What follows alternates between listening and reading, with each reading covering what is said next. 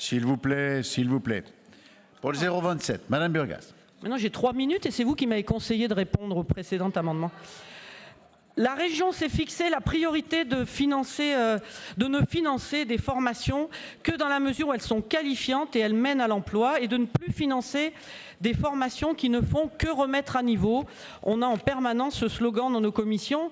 Alors, est-ce que la subvention de 3 millions donnée chaque année aux 10 écoles de la deuxième chance ne prouve pas le contraire, car en fait, elle ne sert qu'à compenser l'échec de l'éducation nationale qui, normalement, effectivement, devrait, avec une scolarité obligatoire jusqu'à 16 ans, permettre à nos jeunes de sortir en sachant correctement lire, écrire et compter.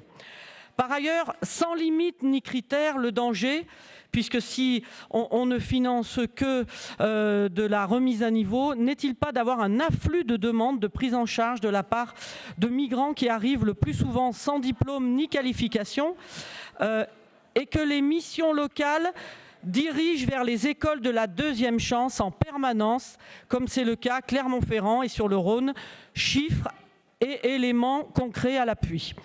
Ne serait-il pas possible d'accorder ces subventions selon des obligations de résultats, c'est-à-dire en fonction de contrats d'embauche, alors qu'il n'y a à ce jour aucun bilan ni suivi sur le devenir des jeunes à la sortie de ces écoles de la deuxième chance?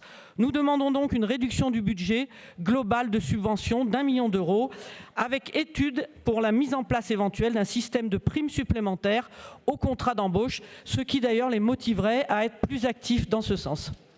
Très bien, Monsieur Véran.